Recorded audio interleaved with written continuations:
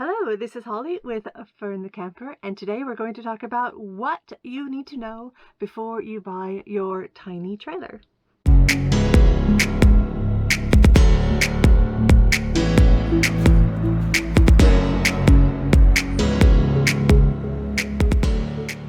I am Holly. This is my Have Your Camper HC1 tiny trailer, 13-foot fiberglass trailer named Fern.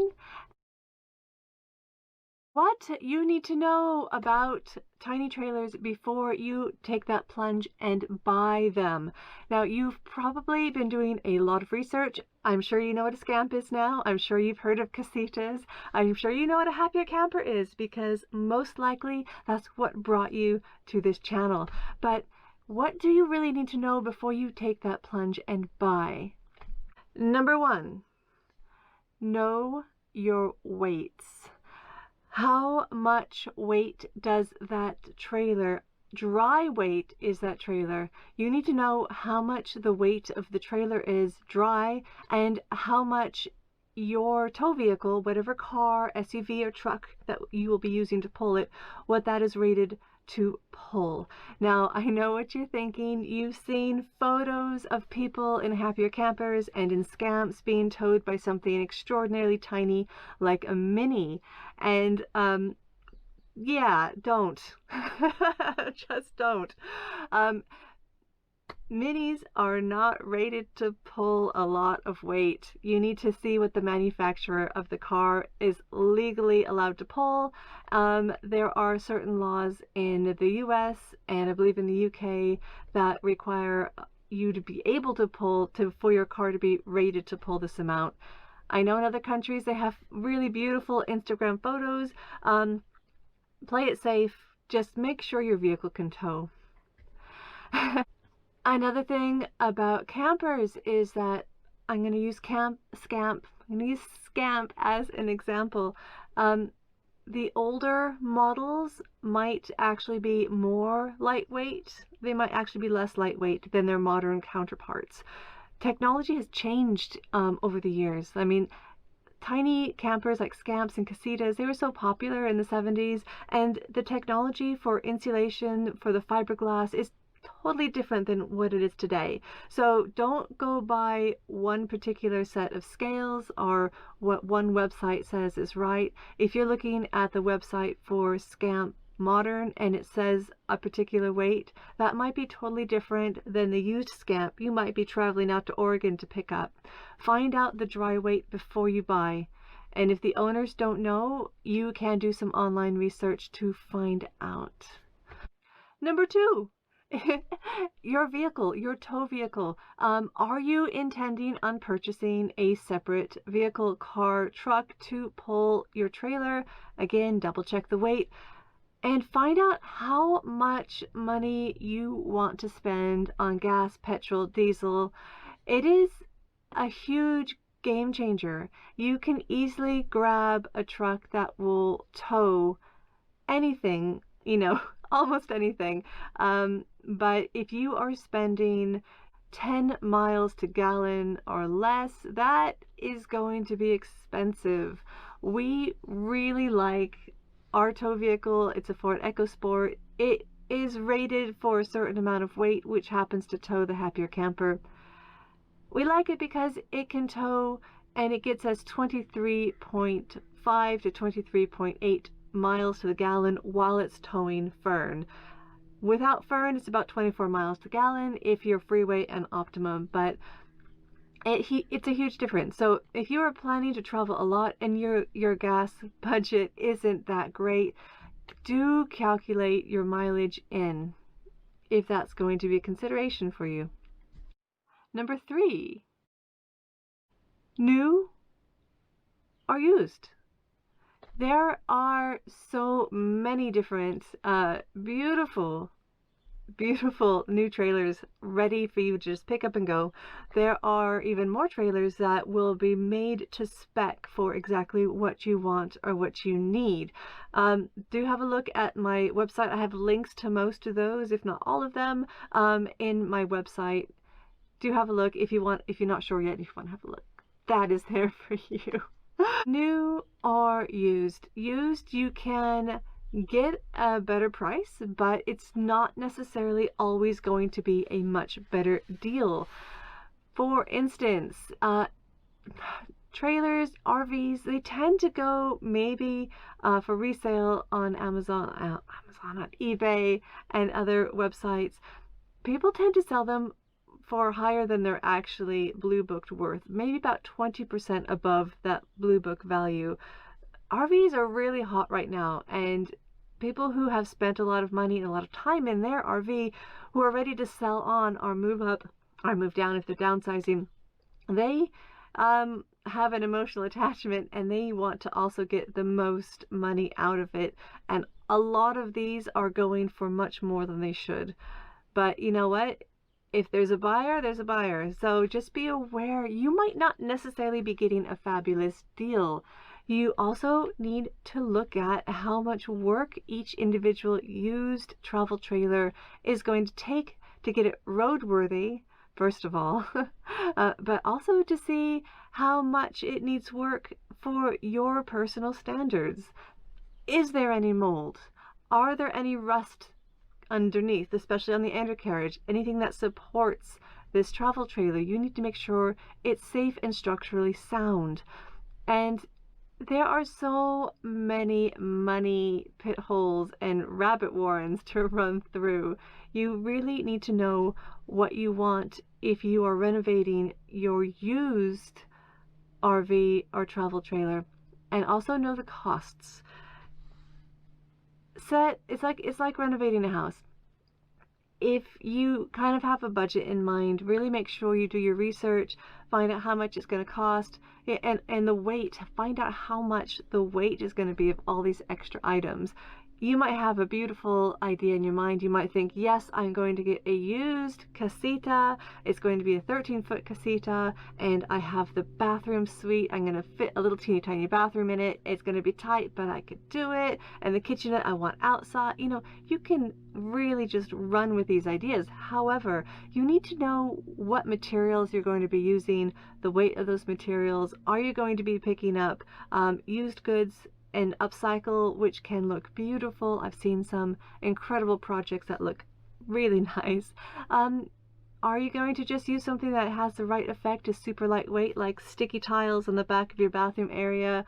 Are you going to put laminate on the floor? Are you going to put underfloor heating, which is a project I would love to do? And there are all these beautiful things you could do. They all add up. You can save money if you have the right outlets to go for. Do join an RV community if that is what you are aiming for. There are so many people who can give you great tips and who've done it before and can give you heads up on pitfalls. I'm still on number 3. This is a long one. I am sorry. If you want a used RV and you are going to have a professional renovate it, you are usually going to have a beautiful finish, and they will know the costs up front, and they will be able to tell you the finished weight up front, which makes it easier. However, it will be more costly, as expected. The new ready to go are handy. You just jump in and you go. Most of the travel trailers, you need to put an order in for them, and they will be made to spec, brand new for you. And again, the finished weights of those are going to be really straightforward. You will know exactly what they are, and you can pick and choose exactly what you want, which is fabulous. But obviously that is the most costly, and also sometimes the wait times for certain things can take a lot longer than you might want them to. Number 4. Are you intending on going off-grid? This is going to make a huge difference on what your final product is going to be it your DIY or your made-to-order. Off-grid, you will need to know or have your solar panels. You'll need to know how much electricity you will be needing. For us, we have a 100-watt panel on the top. It's more than enough for our needs, but it's not necessarily enough for everybody. We don't run a lot of electrics when we're camping. It's just our phones and cameras, really. Okay, and the lights too. We also have the lights connected, which I love. And the pump. the pump for this. Yeah. Okay. Are you going off-grid? Off-grid packages, it's not just about power. Do you know how much power you want to need? Of course, you can expand your solar packages later, but if your battery area is all sealed up, if you want to add more batteries later, it's going to be a lot more work to get to that. It's better to know up front. Also, off-grid doesn't just mean electrics, it can also mean your kitchenette, and if you have a toilet, your toilet area, same with your shower. A lot of campsites will require you to have a gray tank system. So even if you have your fresh water in your camper all set up, it can't just funnel out and pour out and drain out. It needs to have a secured in tank gray water system. And that can take up a lot of space. It can take up a lot of weight if that is what you're going for. Just a few things to think about. Which brings us to our next subject. Are you going to have a toilet inside your camper, your tiny travel trailer?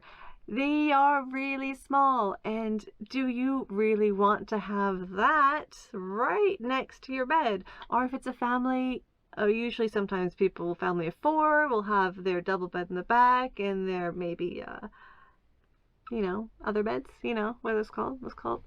Bunk beds. They'll have the bunk beds at the front, and a little teeny tiny toilet in between. Now, what kind of toilet do you want? Is it going to be a composting toilet?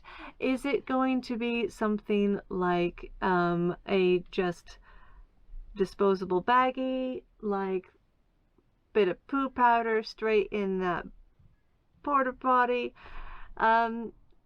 There are so many different options. Or is it going to be a little tiny flushable system? I wouldn't recommend that with the tiny trailer, but some people do prefer to go that way. And if you're going to have it inside, is that going to be comfortable for you to have someone pooping right next to you if you're taking a nap? These are just things to think about. Also, if you are having a toilet inside your tiny trailer, do you really want the kitchen right next to that? Some people are fine with that. Some people really are not. Just know what you are comfortable with and what you want. And the same thing in the same category, shower. Do you want a shower inside? Do you want a shower hooked up on the back? Have your camper has this really awesome, looks like a giant tube. It's a shower that hooks up permanently underneath the back hatch of your camper, and you just add heat to that, and you can have a shower underneath the hatch as it lifts up. Essentially, it extends your 13-foot into, what's that got to be, a 16 or 17 foot, and that back hatch lifted can turn into your bathroom shower room, which is an option I really, really like. But again, it can't be in a campsite where you are not allowed to dump your gray water directly out, because it does affect the wildlife and the flora and fauna that is living there. But again, certain places that don't mind, it is beautiful and perfect. Sorry, I'm just wistfully thinking of campsites.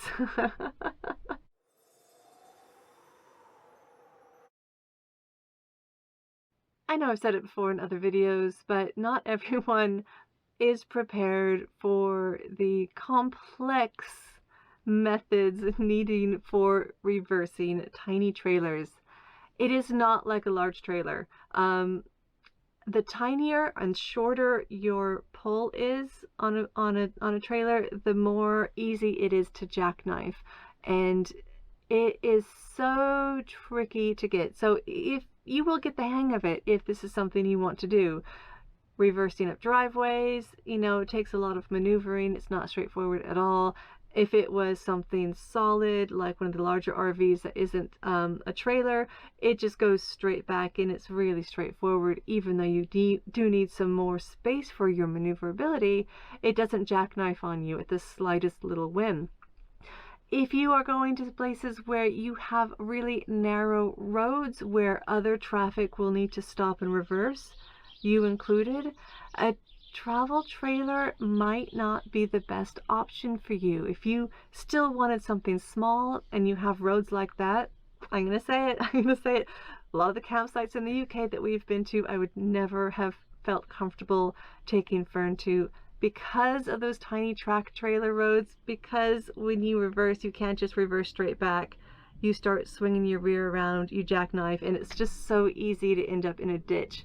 If we were to go camping, not in a tent camping, not glamping, if we were to go like Fern style camping in the UK, we would not be taking a travel trailer. Most likely we would be taking a VW bus. Yeah, reversing tiny trailers is tricky. You people with larger trailers, you'd be shaking your head going, no, don't be silly. Ours is longer and we can reverse fine. The smaller the trailer, the more it jackknifes at the slightest little turn. You turn your wheel left, your back end goes right. And that does take a little bit of getting used to, but you can figure it out if you just remember opposites. Opposites, okay. But a good thing about the tiny travel trailers is they can get into a lot of campsites that are normally designated tent only. If you call up the host of wherever you intend to camp at and let them know you have a lightweight tiny trailer, let them know the weight, let them know the size, ask them if it's okay going to these tent sites. They may tell you that it's not for generators. They may be a little wary, but most places have been like, if you can get to it, no problem. And that's opened up a lot of really good opportunities for really stunning campsites. It's been nice. Another thing you need to think about is when you go camping in your travel trailer, what are you going to be bringing? How much stuff do you need to bring when you go camping? For some people, they will fill up their tiny trailer with just loads of fun gear. And this could be extra tents, it could be off-roading bikes, it could be, you know, a few or so bins full of food. There are so many things you can bring camping. Sometimes you just need to limit home cinema. All those things can be set up if you have a really big, beautiful campsite. And your travel trailer can be your hauler. It can take all that fun stuff with you. But just keep in mind of what you do want to bring and what there may or may not be room for. And that's going to help you plan a lot better. In summary, if you are looking for a travel trailer, you will definitely be having a fun search because there are so many beautiful options out there. Try not to get too frustrated if things don't show up exactly as you want. If you're waiting for a used scamp with a certain price tag, for instance, be patient. They do show up. Right now, things are a little bit on the difficult to find side for used, and also those used prices have been jacked up quite a lot. But places like new scamp orders, those only take weeks, and choosing what you want is definitely a lot of fun on their website. The same goes for most of the tiny trailers. Just have fun with it, enjoy yourself, don't get too bogged down with right nows. And while you're waiting, start planning where you want to take your tiny trailer and go camping for the first time. You will not regret it. And if there's a time when you think, you know what, tiny trailers, I'm over it, you know that there's a market for them and it won't take long for you to sell. All right, so thank you so much for watching. Appreciate you. Please do leave a comment below. Did I leave anything out? What would you have done? Did you buy your tiny trailer? Let us know which one you got. Did I leave anything out? Let me know. Let me know in the comments below. This is Holly with Fern the Camper. Thank you so much for watching. I really appreciate you stopping by. Please do consider subscribing. We post content every week, and we always talk about tiny trailers. They're our favorite, but also camping, campsite reviews, camping product reviews, and occasionally some things that you might need for your YouTube channel, like cameras and equipment and all that other stuff that comes with the territory. Thanks again. Keep safe and keep camping.